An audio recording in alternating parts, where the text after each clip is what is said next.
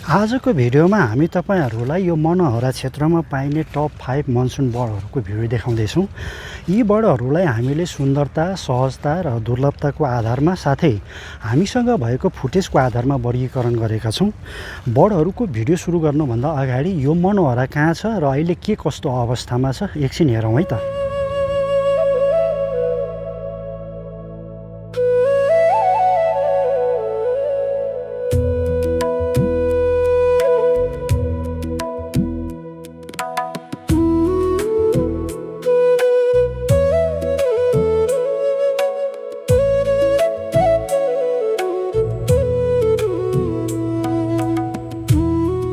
मनोहरा नदी काठमाडौँ र भक्तपुरको ठ्याक्कै बीचबाट बग्ने उपत्यकाभित्रको नदीहरूमध्ये एक हो।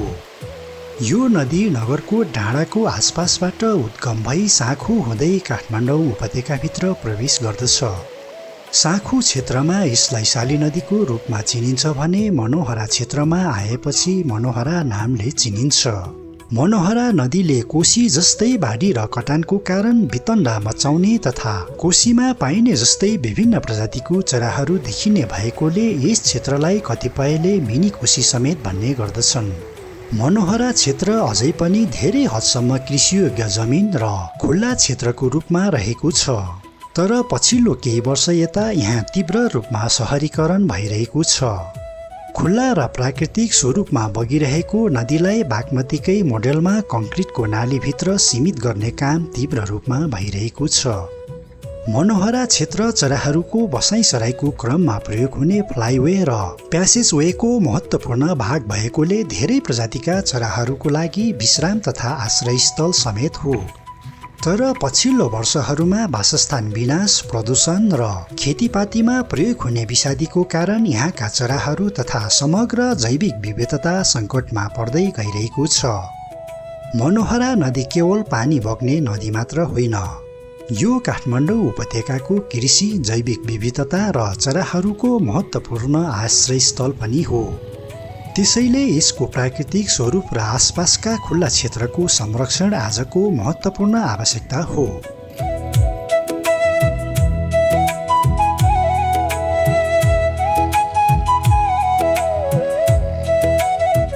पाँचौं शीर्ष स्थानमा पर्न सफल भएको आकर्षक पन्छी हो लघु राजपुत्रिका।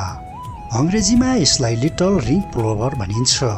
आकारमा सानो भए पनि यसको चञ्चल स्वभाव, आकर्षक रूप र पानीको किनारमा देखिने सक्रिय गतिविधिले यसलाई निकै रोचक बनाएको छ। प्राय नदी, ताल, पोखरी तथा पानी जम्ने खुल्ला क्षेत्रमा भेटिने यो पन्छी आफ्नो सानो शरीर, आँखा वरिपरिको पहेँलो घेरा र छरितो चालको कारण सजिलै चिनिन्छ।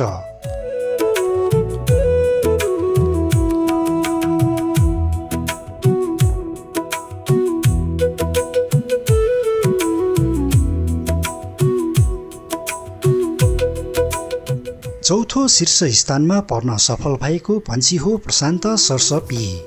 अङ्ग्रेजीमा यसलाई प्यासिफिक गोल्डन प्लोभर भनिन्छ। यो पन्छी आफ्नो लामो दूरीको बसाइसराईको लागि विशेष रूपमा परिचित छ। बसाइसराई गर्ने क्रममा यसले प्रशान्त महासागरको विशाल दूरी पार गर्ने भएकोले यसको नाम प्यासिफिक गोल्डन प्लोभर राखिएको हो। हजारौं किलोमिटरको लामो यात्रा तय गर्दै विभिन्न देश र भूभागमा पुग्ने यो सानो पन्छी वास्तवमै प्रकृतिको अद्भुत यात्री हो।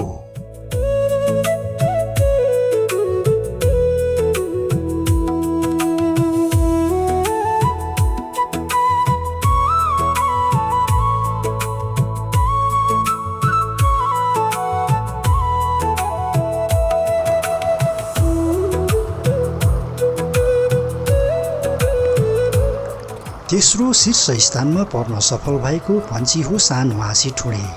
अङ्ग्रेजीमा यसलाई व्हिम्बरल भनिन्छ।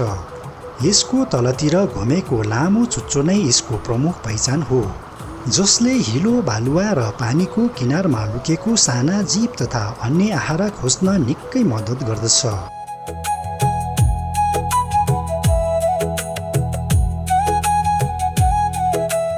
दोस्रो शीर्ष स्थानमा पर्न सफल भएको पन्छी हो राजगङ्गा चिल।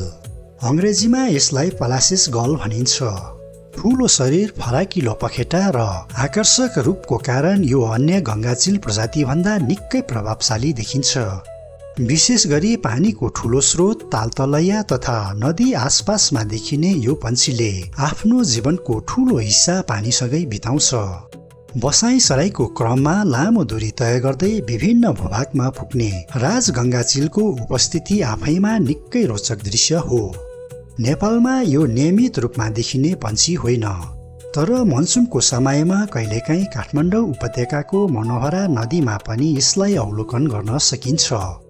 मनोहरा जस्तो नदी क्षेत्रमा यस्ता दुर्लभ पन्छी देखिनुले हाम्रा नदी र आसपासका प्राकृतिक वासस्थानको महत्त्व पनि झल्काउँछ।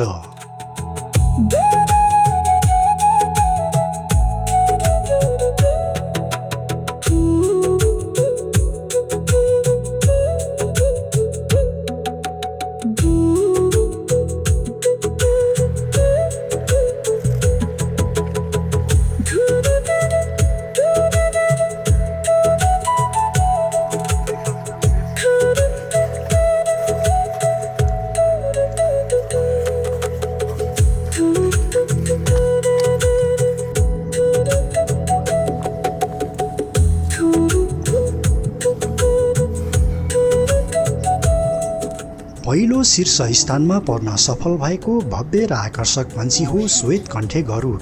अङ्ग्रेजीमा यसलाई एसियन वुल्ली नेक स्ट्रोक भनिन्छ। यसको पुरानो नाम लोभेपापी गरुड पनि हो। आफ्नो अग्लो शरीर, कालो सेतो रङ्गको आकर्षक बनोट र लामो खुट्टाको कारण यो पन्छीलाई टाढेबाट पनि सजिलै पहिचान गर्न सकिन्छ।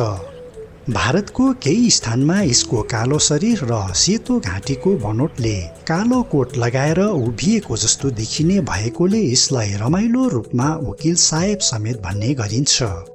त्यस्तै यसको अग्लो शरीरको कारण नेपालको कतिपय वन्यजन्तु फोटोग्राफरहरूले यसलाई गिरिजा बाबु भनेर पनि सम्बोधन गर्ने गर्दछन्।